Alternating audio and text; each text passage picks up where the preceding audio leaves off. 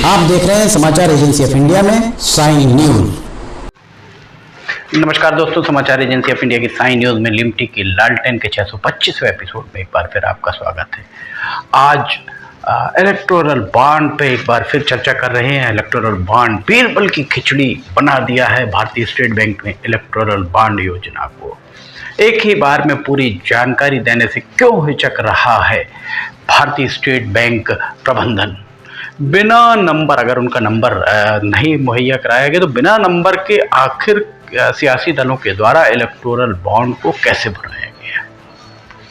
लिमटी की लालटेन के 625वें एपिसोड में एक बार फिर आपका स्वागत है। एक महीने से ज़्यादा समय से भारतीय स्टेट बैंक के द्वारा इलेक्टोरल बॉन्ड योजना को लेकर भारतीय स्टेट बैंक के द्वारा जिस तरह की लुका छिपी खेली जा रही है वह किसके इशारों पर हो रही है, ये शोध का विषय है। शोध का विषय निश्चित तौर पर मानी जा सकती है कि आखिर एसबीआई ऐसा क्यों कर रहा है। कितने आश्चर्य की बात है कि शीर्ष अदालत के द्वारा एक के बाद एक स्पष्ट निर्देशों को ना तो भारतीय स्टेट बैंक प्रबंधन समझ पा रहा है, ना ही भारतीय स्टेट बैंक के काबिल वकील उसकी व्याख्या ही कर पा रहे हैं। अब शीर्ष अदालत के द्वारा ये आदेश दिया गया है कि चुनावी बॉन्ड योजना से जुड़ी हर जानकारी 21 मार्च तक चुनाव आयोग को भेजी जाए। कितने आश्चर्य की बात है कि बार बार कहा जा रहा है। शीर्ष अदालत के द्वारा ये भी निर्देश दिया गया कि भारतीय स्टेट बैंक के चेयरमैन एक हलफनामा भी दें, उनके द्वारा कोई जानकारी छिपाई नहीं जा रही। इतने स्पष्ट होने के बाद और क्या रह जाता है। विधि के जानकारों के अनुसार एक के बाद एक स्पष्ट निर्देशों के बाद अब 21 मार्च तक जानकारी देने के आदेश के बाद भारतीय स्टेट बैंक के चेयरमैन को अपने पद से त्याग पत्र दे देना चाहिए। देश के सियासी दलों को दिए जाने वाले चंदे के मामले में उद्योग संगठनों की ओर से एक अधिवक्ता ने बॉन्ड नंबर जारी करने के आदेश को रद्द करने की अर्जी लगाने की बात कहना अपने आप में कमाल माना जा सकता है। कमाल इसलिए क्योंकि अगर किसी राजनीतिक दल को किसी के द्वारा चंदा दिया गया है तो उसे देश को बताने में हर्ज ही क्या है। भारतीय स्टेट बैंक के चेयरमैन के रवैये से भारतीय स्टेट बैंक के चेयरमैन का रवैया भी नोटिस करते हुए उन्हें दंडित किए जाने की मांग उठना चाहिए। वक्त का तकाजा यही है, क्योंकि 15 फरवरी को शीर्ष अदालत के द्वारा दिए गए स्पष्ट निर्देशों के बाद बार बार माननीय न्यायालय का समय किसी और के द्वारा नहीं वरन भारतीय स्टेट बैंक प्रबंधन के द्वारा ही जाया किया गया है।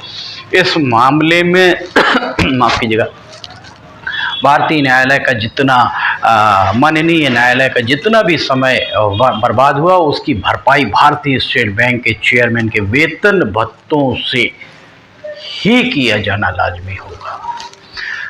आखिर क्या वजह है कि भारतीय स्टेट बैंक के चेयरमैन के द्वारा लोकतंत्र के साथ ही साथ भारत की उस न्याय व्यवस्था जिस पर हर भारतीय को पूरा भरोसा है, हर भारतीय उस पर पूरा भरोसा करता है, के साथ खिलवाड़ किया जा रहा है। साथ ही उन वजहों को भी खोजा जाना चाहिए जिन वजहों के चलते भारतीय स्टेट बैंक प्रबंधन के द्वारा चुनावी बॉन्ड की पूरी जानकारी सार्वजनिक किए जाने से बचा जा रहा है। हालात देखकर अगर आम भारतीय को ये लगने लगे कि कहीं भारतीय स्टेट बैंक प्रबंधन को इन चुनावी बॉन्ड से व्यक्तिगत लाभ हो रहा होगा अथवा भारतीय स्टेट बैंक प्रबंधन खुद ही चुनावों में किस्मत आजमाने का विचार कर रहा हो तो किसी को अतिशयोक्ति नहीं होना चाहिए। कितने आश्चर्य की बात है। सबसे बड़ा सवाल आज भी अनुत्तरित है और वो बड़ा सवाल क्या है हम आपको बताने जा रहे हैं। भारतीय स्टेट बैंक की एक शहर की एक शाखा से किसी के द्वारा चुनावी बॉन्ड खरीदे जाते हैं। ये पूरी प्रक्रिया गोपनीय रखी जाती है। किसी दूसरे शहर में, बम्बई में अगर खरीद के और दिल्ली में भुनाया जा रहा है, किसी दूसरे शहर में भारतीय स्टेट बैंक की शाखा में इन बॉन्ड्स को बनाया जाता है, तब भारतीय स्टेट बैंक की उस शाखा जिस शाखा में इसे बनाया जा रहा है उसे कैसे पता चलता है कि जो बॉन्ड्स बनाए जा रहे हैं वे असली हैं, क्योंकि उस पर नंबर तो कोई है नहीं जैसी बात हो रही है। जाहिर है बैंक की दोनों शाखाओं को उन बॉन्ड्स के बारे में विस्तार से जानकारी रही होगी। जब बैंक की दो शहरों की अलग अलग शाखाओं के पास पूरी जानकारी थी अथवा है, तो ये जानकारी 15 फरवरी को शीर्ष अदालत के द्वारा दिए गए निर्देशों के बाद चुनाव आयोग को क्यों नहीं दी गई? सबसे बड़ा प्रश्न यही है। आखिर क्या वजह थी कि भारतीय स्टेट बैंक के द्वारा समय से पहले समय चाहा गया, फिर शीर्ष अदालत के कठोर रुख के चलते आधी अधूरी जानकारी चुनाव आयोग को उपलब्ध करा दी गई। अब शीर्ष अदालत के द्वारा 21 मार्च तक पूरी जानकारी, जिसमें कुछ भी नहीं छुपाया गया हो, चुनाव आयोग को देने के संबंध में भारतीय स्टेट बैंक को जो निर्देश दिए गए हैं, उसके बाद एक आशंका ये भी उठ रही है कि 21 मार्च के पहले भारतीय स्टेट बैंक प्रबंधन फिर से नई कोई कहानी ना कर ले। जिस तरीके का गैर जिम्मेदाराना रवैया भारतीय स्टेट बैंक का रहा है, वो वास्तव में बहुत निंदनीय माना जा सकता है। और सिर्फ निंदा करने से उसका काम नहीं चलने वाला। देश के हर नागरिक के मन में प्रश्न कौन रहा होगा, प्रश्न उमड़ रहा होगा कि भारतीय स्टेट बैंक की इस तरह से आत्मविश्वास के जलते लट्टू, जलते बल्ब की उसके तार किस बैटरी से जुड़े हैं कि उसे लोकतंत्र में सर्वोच्च मानी जाने वाली न्यायपालिका के, माननीय न्यायपालिका के निर्देशों की परवाह नहीं है, तो किसी को आश्चर्य नहीं होना चाहिए। भारतीय स्टेट बैंक के द्वारा जो जानकारी चुनाव आयोग को दी गई है, चुनाव आयोग के द्वारा जो जानकारी वेबसाइट पर डाली गई है, वो दो हिस्सों में है। दोनों ही जानकारियों का आपस में कोई सीधा संबंध नहीं है। एक खरीदने का है, दूसरा भुनाने का है। दोनों को आपस में कोरिलेट आप नहीं कर सकते। फिर किस आधार पर देश का मीडिया सीना ठोंक कर ये दावा कर रहा है, मीडिया के द्वारा ये दावा किया जा रहा है कि किसके दबाव में, किसके द्वारा, किस राजनीतिक दल को कितना चंदा दिया गया, यह बहुत बड़ी बात अपने आप में मानी जा सकती है।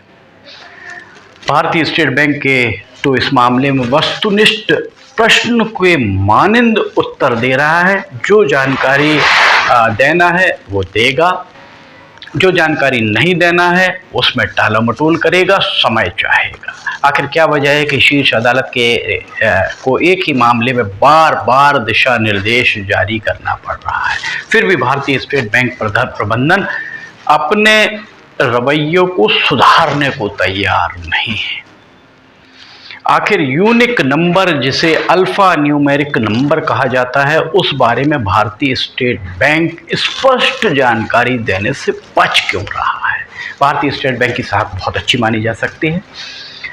लोगों का, देश के लगभग हर भारतीय का विश्वास आज भी भारतीय स्टेट बैंक पर बरकरार है। किंतु चुनावी बॉन्ड योजना में अदालत के आदेशों के बाद भारतीय स्टेट बैंक की छवि अगर प्रभावित हो रही हो, तो इस बात से इनकार नहीं किया जा सकता। आखिर छवि की परवाह भारतीय स्टेट बैंक प्रबंधन को क्यों नहीं?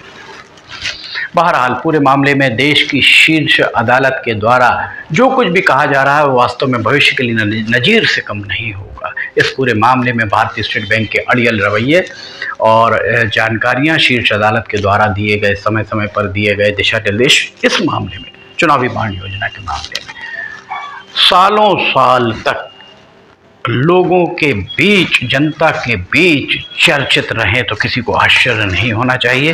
पर स्टेट बैंक का अड़ियल रवैया कतई स्वीकार योग्य नहीं माना जा सकता है। लिमटी की लालटेन के 625वें एपिसोड में फिलहाल इतना ही। अगर आपको समाचार एजेंसी ऑफ इंडिया की साई न्यूज़ में लिमटी की लालटेन देखना है, तो समाचार एजेंसी ऑफ इंडिया की वेबसाइट या साई न्यूज़ के न्यूज़ चैनल पर जाकर आप इसे देख सकते हैं। ज्वलंत विषयों पर लिमटी की लालटेन का प्रसारण लगातार ही हम करते आ रहे हैं।